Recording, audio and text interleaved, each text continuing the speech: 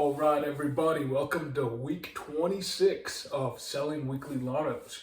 Every week, I use my shares and my cash. I sell options to gamblers in the stock market, and we call those Lottos. All right, the gambler has a chance to win my shares and my cash. All right, we usually do the disclaimers, but we got a lot to talk about this week because it's the 6-month mark. So this week, I'm just going to put everything up. And I'm assuming you're pausing this and reading these, and let's just move on. All right. The winner this week is me. All right. I made $5,165 using $111,750 in collateral. That's about a 4.6% yield. All right. Let's take a look at how it happened with the first position. Boom! Robinhood. All right. I sold 5 contracts of the 135 covered calls for about $790, and I was able to buy them back for $40 on the last day. All right. So this is just like buying low and selling high, but it's reversed. I sell high and then buy low. All right. And then I also sold 300 shares. If you were here a couple of weeks ago on week 24, I actually got a loss because Robinhood fell. And I had to buy these shares for $118, even though they went close to 100, right? So I sold those 300 shares that I got for $132, and that's about a $4,140 profit. That's what we call the wheel, all right? The wheel is when you sell a put, and if you get assigned, then you sell covered calls until you get assigned, all right?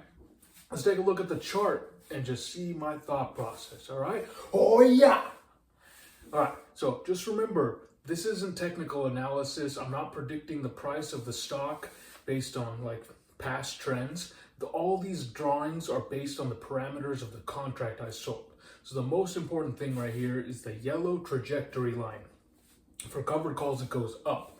All right. This shows the pace that the stock has to go in order for the gambler to win, basically. All right. So you can see here, there's quite the battle. It was going above the line, then below, and then above. And at one point, I was actually, the day before, I was at assignment risk. I was going to get my shares taken away. Man, I was so frustrated. I was ready to throw a sock, but I held it together because that would make my dog concerned. All right. So, but the last day, there was that dip, and I got lucky. Sorry, gambler. It happens sometimes. All right. So let me tell you what I was thinking, basically. So that first day, you could see it kind of going up a little bit, but at that point, the contracts weren't attractive enough for me to sell. They didn't fit my personal guidelines of what I wanted to sell, so I didn't sell the contracts yet. The next day, when it pumped, the contracts were priced at a good income for me. So this is a little bit different from normal trading, in my opinion, because I'm not actually trying to sell the peak or time the market or anything. It's just at that moment in time, the contracts were a good price for me to sell, for good income for me. So that's the main difference there. All right. And then that last day, I remember 2 weeks ago that Robinhood actually fell like 30%, 40%. It was close to $100, and I was getting spanked. So I decided to sell the 300 shares to reduce steamroller risk. All right. I thought that was just that reminder that you could get hit hard. It helped me decide to reduce my risk. Okay. Let's take a look at the second position. Boom! NVDA, what a surprise, all right?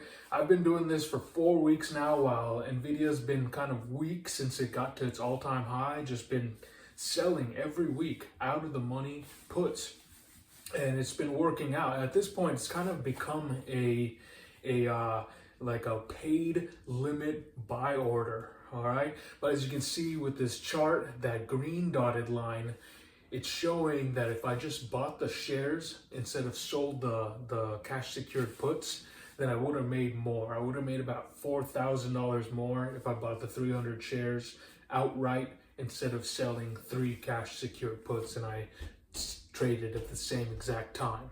All right. So yeah, but NVIDIA's been holding pretty strong, good for cash secured puts lately. All right, let's take a look at my benchmarks. All right, throw the whole thing up there. Boom! 6 months. So look at that. All right, but let's minimize it down to just the metrics. All right, so now after 6 months, all right, I have made almost $40,000, all right, using an average weekly risk of $132,000.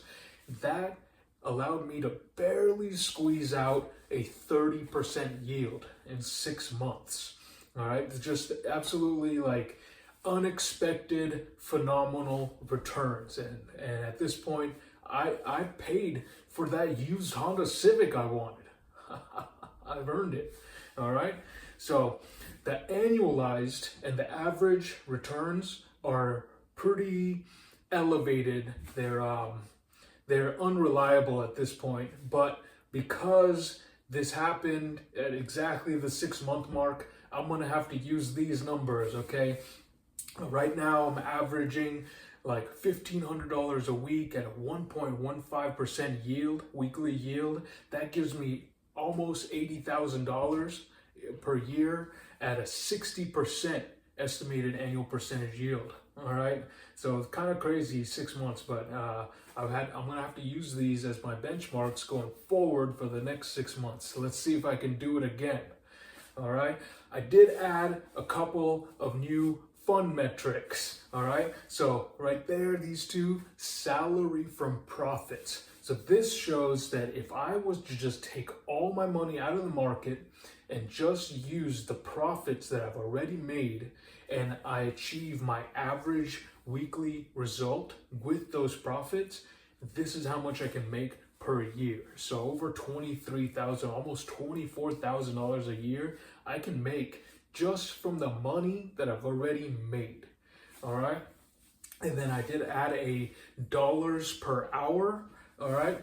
This is showing me that I basically made $38 per hour during this series. You take the total income and you divide it by 40 times the amount of weeks. All right, so basically if I was doing this as a normal job, I would have made $38 an hour if this was just a job. Okay, so pretty fun, and I think this is going really well, so I'm gonna just keep it going. I think I want to see what happens in different market conditions. We've been in a strong bull market this year. I have to give some appreciation to this relentless bull market that's been so forgiving this year, that every dip has been bought up and the stocks keep going back up.